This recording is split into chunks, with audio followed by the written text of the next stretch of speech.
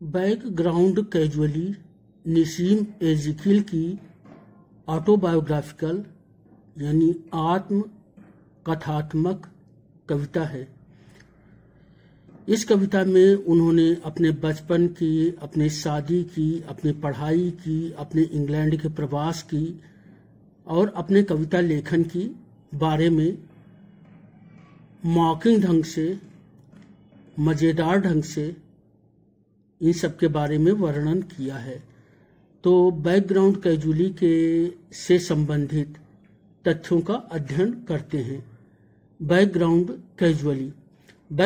Casually is an autobiographical poem as well as a search for identity, यानी इसमें कवि अपनी आइडेंटिटी, अपनी पहचान की खोज करता है। इसकी एक थीम है अ search for identity.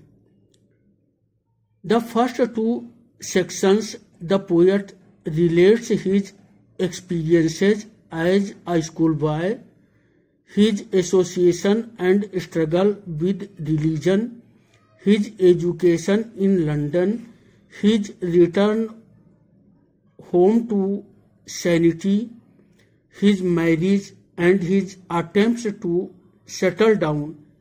He relates all this in a self deprecatory tone. तो इस कविता में कवि अपनी हंसी खुद उड़ाता है। सेल्फ डेप्रिकेटरी टोन है, वो अपने स्कूल के दिनों की, अपने संघर्ष की धर्म के प्रति, लंदन के में प्रवास के बारे में, अपनी शादी के बारे में और अपने व्यवस्थित होने के बारे में वो अपना मजाक उड़ाते हुए लिखता है। कविता 3 खंडों में, 3 सेक्शंस में विभाजित है। In the third section which is aesthetically more meaningful, Nissim Ezekiel is a relaxed and a troubled mood, tries to come to terms with his own identity as a poet. तो तीसरे सेक्शन में, खंड में, निसीम एज़ेकियल कवि के रूप में अपने से समझौता करते हुए दिखते हैं। वे रिलैक्स्ड हैं तो भी ट्रबल्ड हैं। He finds the present intractable and social environment unsuitable to his genius, but there can be no escape from one's inheritance. वे पाते हैं कि उनका वर्तमान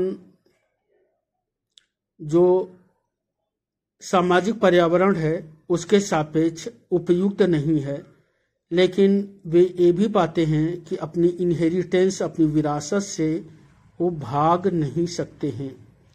the poem therefore ends with my backward place is where I am, यानी कविता समाप्त होती है इस वाक्यांश से, my backward place is where I am, जहां पर मैं हूं वही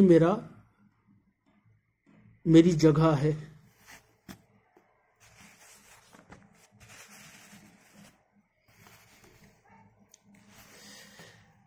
बैकग्राउंड कैजुअली प्रारंभ होती है। A poet rascal clown was born, the frightened child who would not eat or sleep, a boy of meager bone. He never learned to fly a kite. His borrowed top refused to spin.